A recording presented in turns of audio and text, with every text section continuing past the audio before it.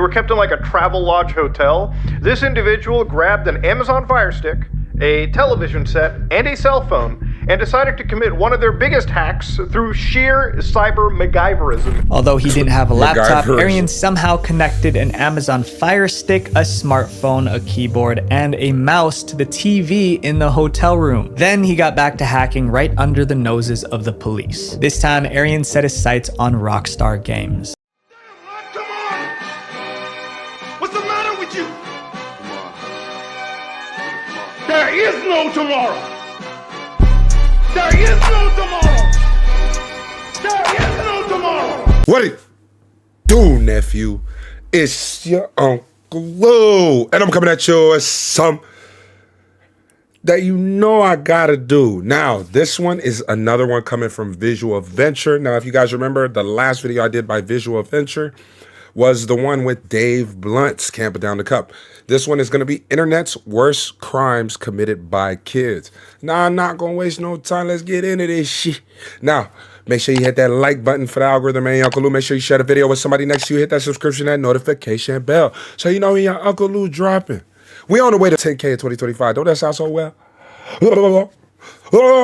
Now, without further ado, nephew, I don't care if we mess up. It's your Uncle Lou. 3K of you. And now 17-year-old is charged with 3 felonies in Seminole County, Florida, appearing before a judge charged as an adult on Wednesday. After Taylor was busted at his mom's house, he pleaded guilty to a string of high-profile computer crimes and walked away with probation. And this person, even under actual police protection, when they are finally caught, they still continue to actually commit crime. Did your mom have any idea what was going on? No. Did you hide it all from her? Yeah. It was the darn kids again. Back in the day, kids would typically steal candy or skip school. But now kids have the internet, and some are using it to commit shocking crimes. From bad to straight up terrifying, here are the internet's worst crimes committed by kids. I'm Visual Adventure, and I hope you guys enjoyed the holiday season. Cosmo the God. When Eric Taylor was only 15, he was arrested by the FBI. At first, he tried to act like he hadn't done anything wrong, but the FBI had stacks of evidence against him. Eric Taylor wasn't just any teenager. On the internet, he went by the name Cosmo The God and was a member of a notorious hacking group called Eugene Nazi. Eugene Nazi terrorized the internet, committing credit card fraud, identity theft, and crashing websites. They even hacked Papa John's Pizza just because their delivery order was late. By mid-2012, the FBI had enough. They launched an international crackdown called Operation Card Shop, where they arrested 24 Eugene Nazi hackers in 13 different countries. Among those arrested was Eric Taylor, aka Cosmo the God. Cosmo thought he was going to jail for sure, but then the feds surprised him. Because he was only 15, Cosmo was given a plea deal instead of prison time. Part of the agreement was that he was banned from using the internet for the next 6 years until he turned 21. If Cosmo really needed to go online, maybe to research a school paper, he had to get permission from his parole officer. And even if he got approval, he had to be supervised the entire time he was online. If Cosmo broke any of the rules, he would be given a 3-year prison sentence. It was a deal meant to scare him straight, and for a little while it worked. A month. Cosmo tried to stay off the web, but the boredom was unbearable. Soon he convinced someone to send him a laptop. The moment he got his hands on it, the old Cosmo the God was back. This time he was going to cause far more chaos. When Cosmo got back online, his hacking adventures took a dark turn. He stumbled upon a site run by a very big Russian cybercrime group. The site sold stolen social security numbers, credit reports, and personal information belonging to millions of Americans, even celebrities and government officials. For most people, discovering something this sinister would be a cue to turn back. But not for Cosmo. He decided to hack the Russian site just to prove he could. Within days, Cosmo broke the site's defenses and downloaded the entire database. So you hacked the Russian hackers? Yes. How did that feel? I was 15 and it felt amazing. Then, instead of lying low, Cosmo contacted the Russian criminals he had just hacked and blackmailed them with their information. What were you thinking? I had nothing to lose back then, to be honest. That's all I was thinking, was I had nothing to lose. Instead of retaliating, the Russians were impressed that a kid hacked them, so they made a deal. They gave Cosmo free access to their site, including free credentials to buy social security numbers from them. With access to thousands of private records, including those of politicians, athletes, and celebrities, Cosmo could have kept it all to himself. That's crazy. But he chose a different path. Cosmo decided to leak it online for the world to see. Leaking social security numbers, home addresses, and credit information of famous people is incredibly dangerous. It exposes them to identity theft, harassment, financial ruin, and more. Cosmo knew exactly how much trouble his leaks could cause, but that only made him more eager to do it. First, he created a website to share the stolen data. He gave it a dark, sinister vibe, making it look like it was run by Russian hackers. To make sure people noticed, he anonymously reached out to a TMZ reporter to spread the word. Like, I made the site seem like it came back to Russia, and the media published it as Russian hackers. Every day, Taylor, aka Cosmo, would post social security numbers, home addresses, and even full credit reports on the internet for all to see. The data Cosmo released mostly belonged to famous people. He was having the time of his life, but his victims were freaking out as their personal details went public. I wanted to make a name, but I also wanted to get a message out there. What was the message? That nobody's safe online. However, these public figures had money and power, and they used their influence to pressure law enforcement to act. Soon, the FBI made it their main priority to catch the person behind the leaks. It didn't take long for FBI cyber experts to crack the case. Cosmo made the website with the leaked information look like it came from Russia, but the government figured out who was really behind the postings. The FBI traced everything back to a house in Long Beach, California. The house where Cosmo lived with his mom and grandma. When they realized it was the same teenager they banned from the internet 8 months earlier, they were furious. But they didn't want to give him a chance to escape. They wanted to catch him red-handed. In July 2013, Cosmo was hacking away in his bedroom when he received a call from his grandmother downstairs. She said someone was coming upstairs to see him. He figured it was just his probation officer checking in. He was wrong. Moments later, a SWAT team stormed into his bedroom. Getting my door kicked down and flashbanged by over 30 to 40 Secret Service and FBI agents when I was 16. This time, it felt like the end. He blatantly broke the terms of his plea deal, and he was so sure the prison was next. But surprisingly, the court gave Cosmo one more chance. Are y'all He was sentenced serious? to 3 years probation. It was a shockingly light punishment, practically a miracle. Shaken up by the experience, Cosmo decided to change Yo! Is that him? punishment, practically a miracle. Shaken up Somebody give him a basketball. This dude, bro, the Miami Heat need some fucking rebounding, bro. Put your fucking ass in the post. You Spoelstra and them, they gonna get the most out of you, bro. You sitting here fucking hacking. You need to be coming over here and be hacking, right?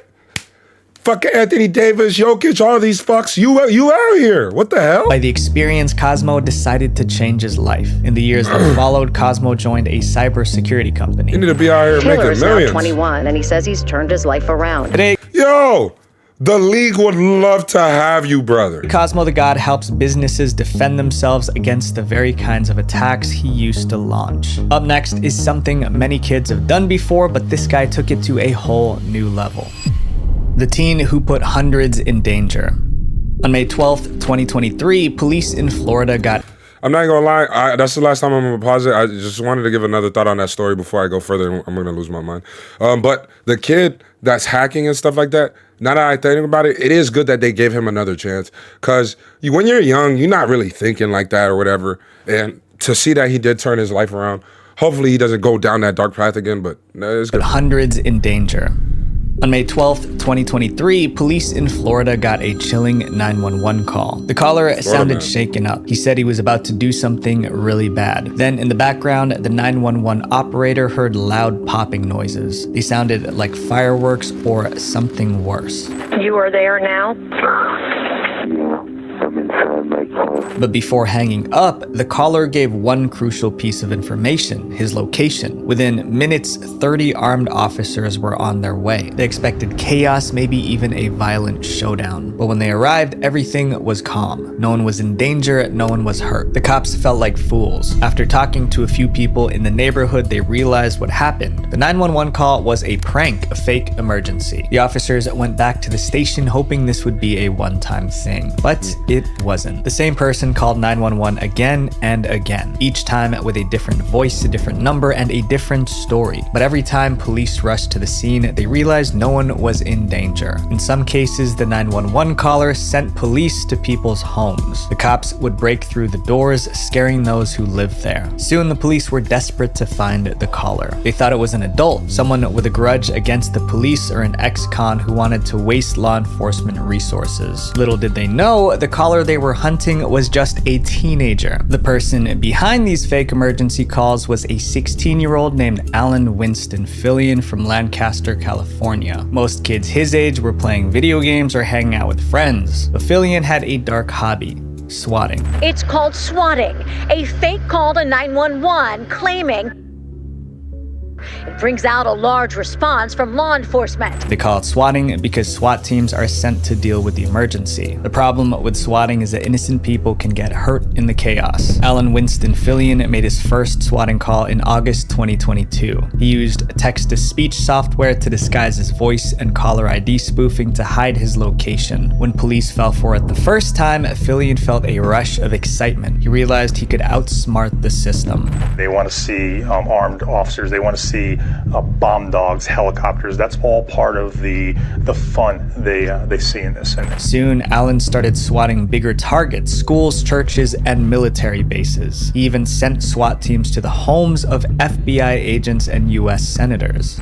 He's allegedly targeted Washington State, Texas, Florida, and Maryland. Despite their best efforts, the police couldn't catch him. Fillion loved the chaos he created. Soon, he wanted to take things to the next level. He decided to sell his services online. With each successful swatting call, Fillion felt more untouchable, so he wanted to make money from his skills. He created a Telegram channel called Tour Swats, offering his swatting services for hire. For $40, he would report a fire or gas leak. He charged $50 for a major police response, and for $75, he would report something much worse. Fillion even offered returning customers a discount. To attract more customers, he made posts bragging about his swatting skills. In a post in January 2023, Fillion claimed that when he swats someone, he usually gets the cops to drag the victim and their families out of the house, cuff them, and search the house for bodies. Fillion didn't care that his actions could ruin lives. He was planning to do it hundreds more times. For nearly 2 years, Fillion stayed one step ahead of the law. During that time, he made more than 375 swatting and threatening hoax calls. But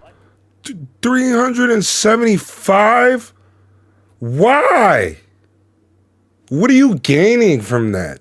Behind the scenes, law enforcement was close to discovering his identity. The FBI launched a national database to track swatting calls, helping hundreds of police departments share information. They also monitored the Telegram channel where he sold his swatting services and linked it to his usernames on YouTube and Discord. Eventually, the trail led straight to Fillion's home in Lancaster, California. In January 2024, the police raided Fillion's home and found electronic devices loaded with evidence. Chat logs, recordings, and everything they needed to prove he was behind the swatting spree.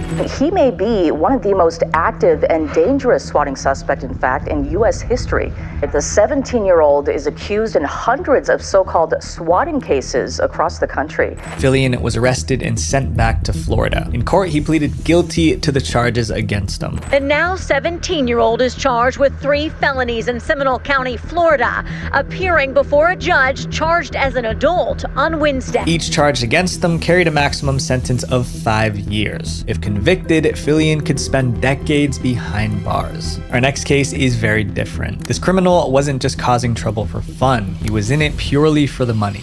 The boy who stole $24 million.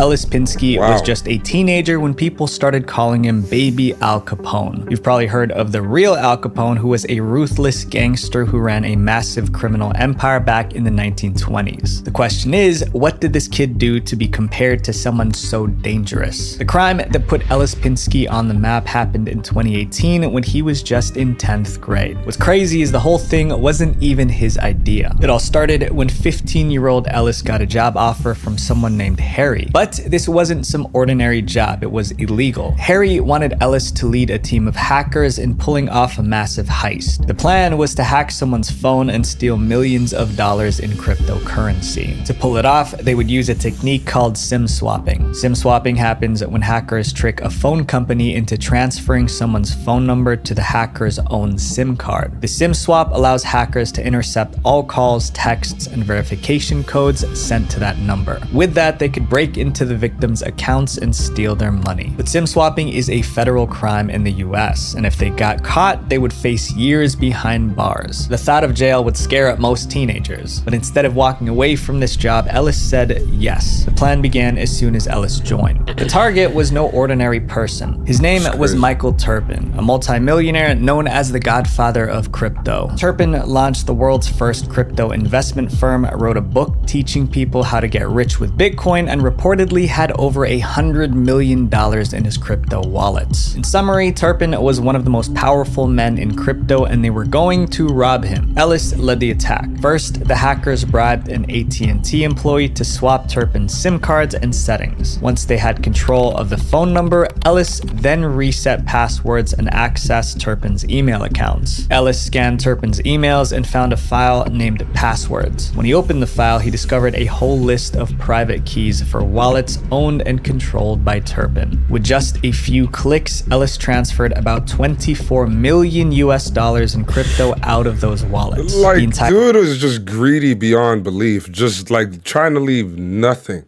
Nothing, no crumbs. Our operation took only about 90 minutes. Before Turpin realized anything was wrong, the money was gone. For a while, Ellis thought he pulled off the perfect crime. After selling his share of the crypto, Ellis walked around with a designer wallet packed with $100 bills. He bought a $170,000 car and even took trips on private jets. Meanwhile, his parents and friends thought he was making money through trading Bitcoin and stock. But the perfect crime didn't stay perfect for long. At the time, Turpin's phone hack was one of the largest crypto hacks of its kind. Although Michael Turpin was worth hundreds of millions, losing $24 million wasn't something he could just shrug off. He was determined to get his money back. First, Turpin sued AT&T in 2018, accusing them of failing to prevent the attack. Then he launched his own investigation, teaming up with cybersecurity experts and law enforcement. It took over a year, but investigators eventually traced the crime to Ellis Pinsky. But Michael Turpin didn't just want his $24 million back. He wanted to embarrass the kid who stole from him. So in 2020, Turpin Visual Venture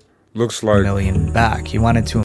He looks like Kevin 11 from Ben 10.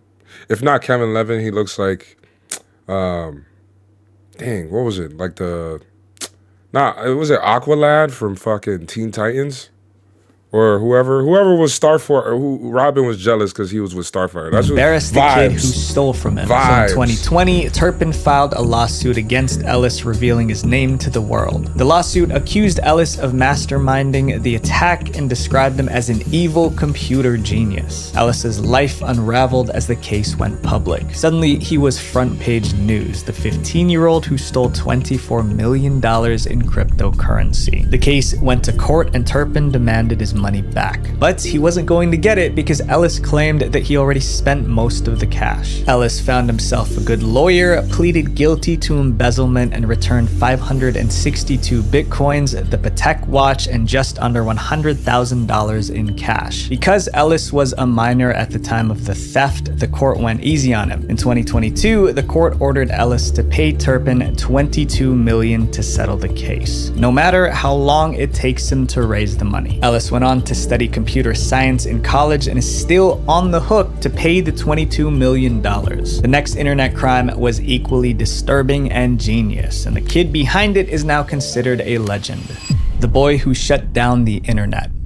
In February 2000, the name Mafia Boy sent shockwaves across the internet. Most people thought he was part of an underground cyber terrorist group. Others said he was a dark web hacker trying to destroy the economy. The panic got so intense that US President Bill Clinton and the Attorney General announced a manhunt for Mafia Boy. The FBI, the RCMP, they were all on the case. But here's the twist. Mafia Boy wasn't some criminal mastermind. He was a 15-year-old kid messing around with an old computer in his bedroom. So what exactly did this kid do to become public enemy number one? Mafia Boy's real name was Michael Calci. He grew up in Montreal, Canada. When Michael was 6, he got his first computer for a pretty strange reason. Michael's parents divorced when he was young, so he spent time with his dad on the weekends. The problem was that his dad didn't know how to keep him entertained. So one day, his dad handed 6-year-old Michael a computer and told him to figure out what to do with it. Michael was hooked. He spent hours learning everything about computers. When he was 9, he got his hands on a free trial of AOL to surf the web. But when the 30-day trial ended, Michael wasn't ready to stop. Instead of paying for an AOL subscription, the 9-year-old hacked the system so he could stay online past the 30-day trial period. Hacking AOL for free internet was Michael's first taste of real hacking, but it wouldn't be the last. As Michael spent more time online, he stumbled onto the dark corners of the internet and found himself in underground hacker chat rooms. These forums were crawling with the world's most dangerous cyber criminals, all competing to prove who was the best. Michael soaked up all the knowledge he could, but he didn't just want to watch. He wanted to do something so big the entire hacking community would respect him. In the hacker world, respect came from pulling off bold, high-profile attacks. So in early 2000, Michael came up with a hack that was so big he knew it would make him a legend. He was going to shut down the internet. Michael Calci's big hack took place on February 7th, 2000. That day, he launched a cyber attack called a distributed denial of service or DDoS attack.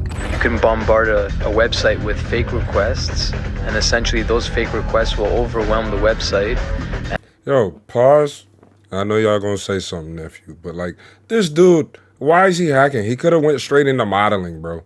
Like, this is not regular. This is like, look at his fucking structure. This is handsome Squidward at its finest. Like, I'm not even glazing. Like, y'all can say whatever the fuck y'all want. That's fucking crazy. This dude's hacking? What the fuck? Like, no bullshit. I know this was before Instagram and all that, but dude could have made some change. With fake being on a Calvin Klein box or something. Requests, and essentially those fake requests will overwhelm the website, and it will actually refuse access to legitimate users trying to access the site. But Michael wasn't interested in taking... Bro, that can't be him, bro. That's gotta be a double or something. Like, that's crazy. Any website. He was going after the biggest ones in the world. Sites run by multi-million-dollar companies. Well, at the time, these companies were the most popular on the internet, and they yielded a lot of traffic.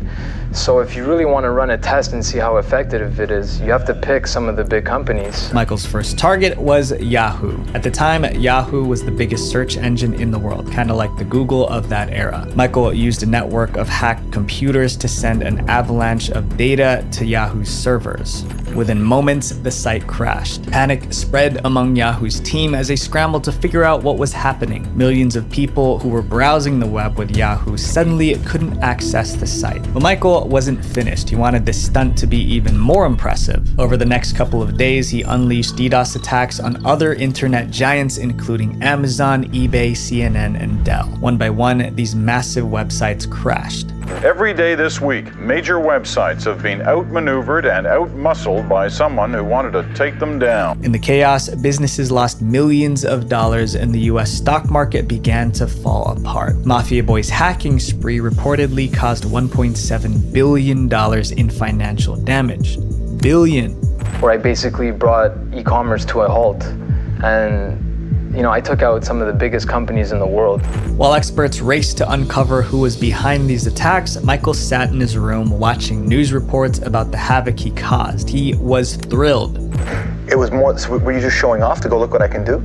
For me, hacking was an exploring, it was an adventure to me. I wanted to see how far I could go. But his victory wouldn't last long, because the FBI made catching him their top priority. After crashing those websites, Michael, using the name Mafia Boy, went on online chat rooms bragging that he was responsible for the attacks. This was his first mistake. By claiming responsibility, Mafia Boy became the most famous hacker in America, but he also became the most wanted. Even the US president knew what Mafia Boy did. President Bill Clinton held a special cybersecurity summit at the White House. I think it was an alarm.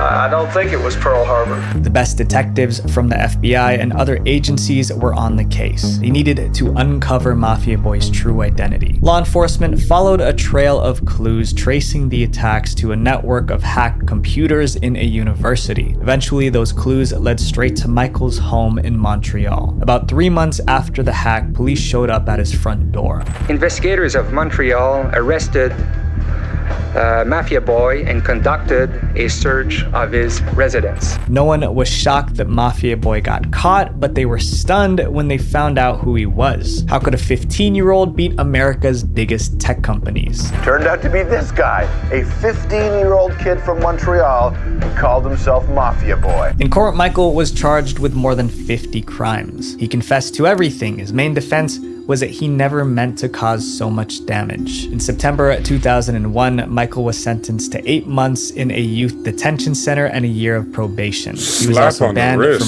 freely using the internet during that time. Today, Michael turned his life around. He's now what's called a white hat hacker. Companies hire him to identify security flaws in their systems and design better security features. The boy who once shut down the internet is now being paid to protect it. When criminals get arrested, they at least act sorry. The next kid didn't show an ounce of remorse. He was itching to break the law again.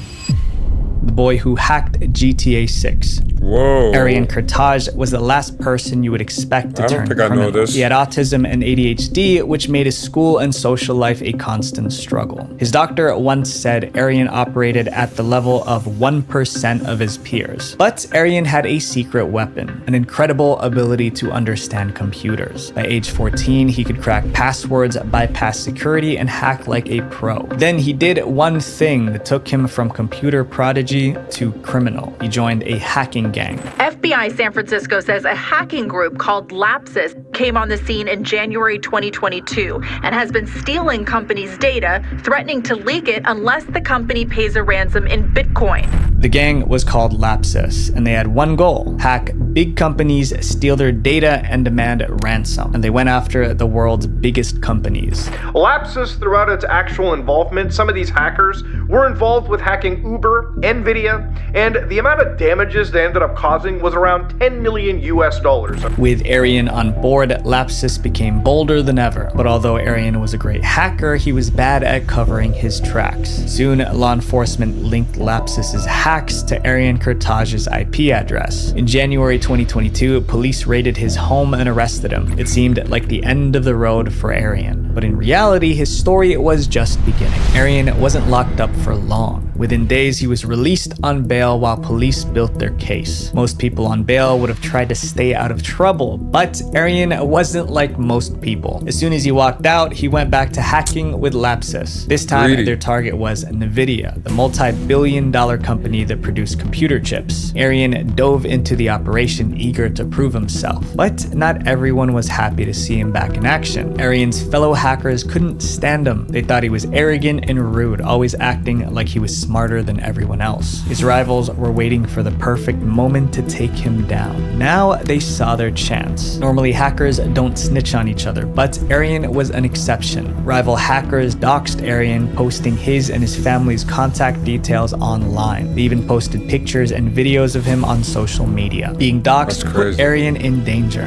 Now anyone with a grudge could now find him. His life was in danger. Around that same time, London police figured out that Arian was involved in the hack on Nvidia, so they arrested him again in March 2022. But this time, things were different. Because Arian had been doxxed, keeping him in regular detention wasn't safe. So the police had to keep him in a Travelodge hotel in Bicester, England. The cops also seized Arian's laptop and banned him from using the internet. Once again, it seemed his hacking days were finally over, but he wasn't ready to give up up yet. Even locked in a hotel room under police watch, Arian found a way to hack again. They were kept in like a travel lodge hotel. This individual grabbed an Amazon Fire Stick, a television set, and a cell phone, and decided to commit one of their biggest hacks through sheer cyber MacGyverism. Although he didn't have a laptop, Arian somehow connected an Amazon Fire Stick, a smartphone, a keyboard, and a mouse to the TV in the hotel room. Then he got back to hacking right under the noses of the police. This time, Arian set his sights on RockStar Games. Once he got into their system, he stole all the data for Grand Theft Auto 6, one of the most hyped games in the world. Then he gave RockStar a chilling ultimatum. If RockStar doesn't contact me on Telegram within 24 hours, I will start releasing the source code. To prove he wasn't bluffing, he uploaded 90 clips of unfinished gameplay online. The internet exploded and everyone scrambled to figure out who was behind the hack. No one guessed it was a teenager locked in a hotel room under police protection. The police didn't even think that Kurtaj was behind the RockStar hack at first, but they searched his hotel room just to be sure. When they burst in, they caught Arian red-handed using the hotel's TV, an Amazon Fire Stick, and a keyboard to hack. They were furious. Arian was rearrested and kept far away from anything he could turn into a hacking tool. Eventually, he got his day in court, but this case wasn't a normal one. The jury found him guilty of several crimes, including blackmail and fraud connected to his work with Lapsus. But because of his severe autism, the court only focused on whether he committed the crimes, not his intentions. In December 2023, Arian was sentenced to indefinite detention in a hospital prison. He'll remain there until experts believe he's no longer a threat to the public. Our next case is about a master manipulator, a kid so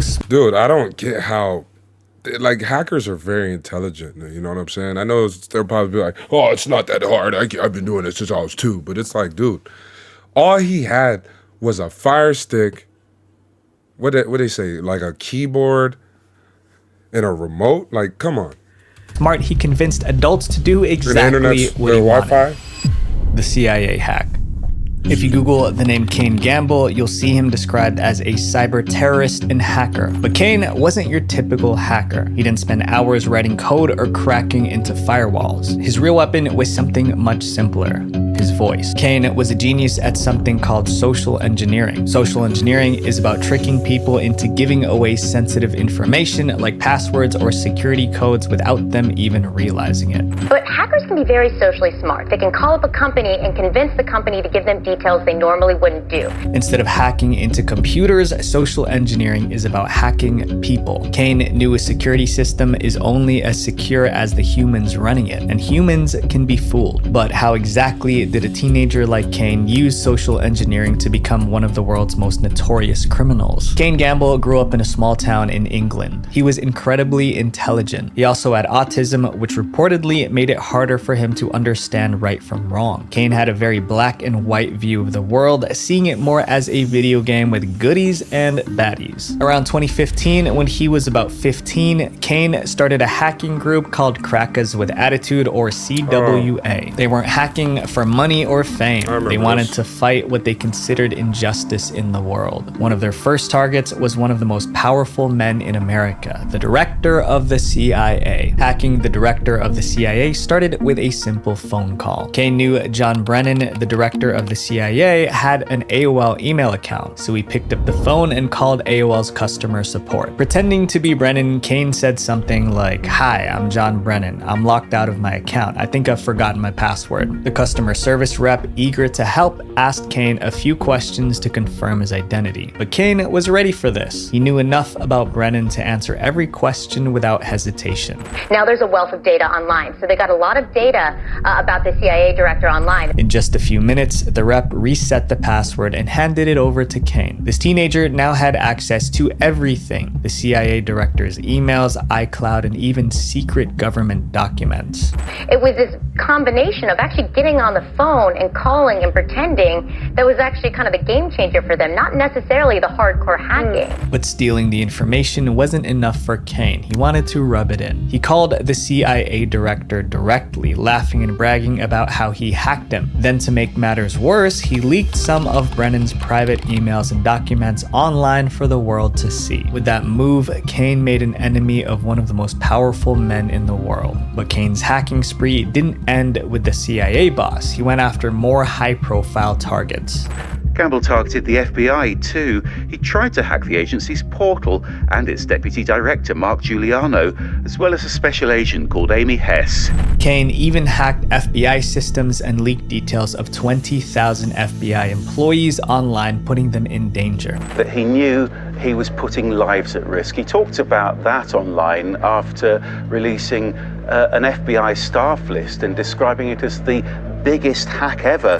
He created an anonymous Twitter account under the name Kraka. Anytime he hacked or stole data, he would tweet about it. When he wasn't bragging about his crimes, he was mocking the authorities and daring them to catch him. But his cocky attitude would eventually be his downfall. As Kane Gamble continued his attacks, both US and UK authorities worked non-stop to track him down. Every time he hacked or bragged about his crimes online, he left behind digital clues, and investigators were closing in fast. In February 2017, British police raided his home. They expected to find an experienced hacker running a major operation. Instead, they found a teenager sitting at his mom's computer. A Leicestershire teenager hijacked the computers of several US intelligence and security chiefs. When the case went to court, prosecutors didn't hold back. They called his actions cyber terrorism, pointing out how he disrupted critical US government operations. But despite the chaos he caused, Kane got off with a surprisingly light punishment, partially because he had autism. Socially, he was still very immature, and he told one expert that he did this because it was kind of easy and didn't think he was hurting anyone. Since he was still a minor. So autism must be like some sort of like superpower too, in a sense. Because these dudes, the last two kids that they shown, both had autism, and they were figuring it out with very little equipment in front of them. When he committed the crimes, the court sentenced him to just 2 years at a youth detention center. This next criminal didn't have any special tech skills. He was a normal teenager who let his emotions push him too far. The dark obsession.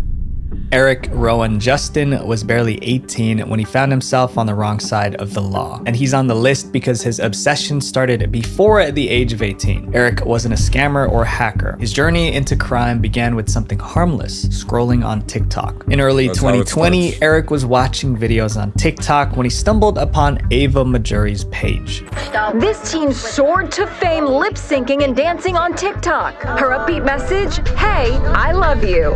Ava Majuri was a rising star on TikTok with 1.2 million followers and 57 million likes across all her videos. When Eric saw Ava, it was love, or something like it at first sight. He binge watched every one of her videos, but just watching her content wasn't enough. Eric didn't just want to be a fan, he wanted to be part of her life. Eric started following Ava on other social media platforms, including Snapchat and Instagram. He sent her messages, and to his surprise, Ava replied. Slowly, he worked his way into her online world. He even played online games with Ava and her brothers. But Eric's interest quickly spiraled into something darker. He became obsessed. He began texting and calling Ava constantly. At first, it was mildly irritating, but Ava tolerated him. Eric even offered to buy Ava's selfies, $300 for 2 photos. Ava, after consulting her parents, reluctantly agreed. She sold him 2 photos of just her face. Eric saw this as a small victory, so he pushed his luck. He asked for more photos, but this time it wasn't just her face he wanted. He demanded explicit photos. That was the last straw. Ava blocked him on all her social media. I got to the point where it was kind of taking a bad turn that just got creepier and creepier as time went on. She thought Eric was just a creep, but he was something far worse. He was a stalker, and things were about to get serious. Eric was crushed when Ava blocked him, but instead of backing off, it made him even more desperate. So Eric tried another tactic. He started contacting Ava's classmates, offering money for any information they had about her. Some of them agreed, selling him photos, her phone number, and even her home address. Weeks went by, and Eric's obsession obsession turned into anger. Now he wanted to force him back into Ava's life no matter the cost. Eric told one of Ava's classmates that he planned to visit Ava's home and break through the door. The classmate told Ava what Eric said, and the Majuri family began to understand the threat was real. Still, they hoped it was just all talk, but they were about to realize just how serious he was. July 10th, 2021. That morning, Eric traveled from Maryland to Naples, Florida, where Ava lived. Dude, he went the whole East Coast. Oh, your intentions were clear. But he wasn't heading to her house to talk. When Eric arrived, he blasted a hole through the front door of the Majuri home. Ava and her family were inside and they tried to hide. But Ava's dad, Rob, was a former police officer. Ava's father, Rob Majuri, is a retired police lieutenant from New Jersey. He sprang into action. Rob grabbed his firearm and stood guard at the family's front door. He warned Eric to back off, but Eric kept moving forward. Ava's dad retaliated back. Eric didn't make it. I was able to neutralize the threat at that point. When police arrived, they searched Eric's body and found 2 phones on him. The phones contained thousands of pictures and videos of Ava, which was proof of his obsession. Eric's obsession pushed him to commit several crimes, including stalking, trespassing, and assault. After the incident, Ava's family moved and she started homeschooling. In the end, Ava's dad, Rob Majuri, wasn't charged. The authorities ruled that he acted in self-defense to protect his family. These stories reveal the destructive potential if the internet is used for evil. But these stories also show us something else. The internet isn't inherently good or bad. It's a tool, and how we use it defines its impact. For every crime committed online, there's an opportunity to use it to help others. So my request for you is to do just that. Visual Venture. Shout out if you guys like this video, you probably like. Shout out to Visual Venture. This was a solid video. The hacking thing was crazy, but that last story in particular, you know, you never know who's online. I say it all the time to people I talk to. I don't even know who be watching my stuff for real, you know? But at the same time, you got to move out here, tread lightly. Because that dad is going to do probably what the majority of everybody in this state of Florida is probably going to do. They're going to make you look like SpongeBob, man. Put them things all up and through you. Now, make sure you guys hit that like button for the algorithm and Uncle Lou. I appreciate you guys for 3K, but we are on the way to 10K in 2025. And I'll catch you in the next one.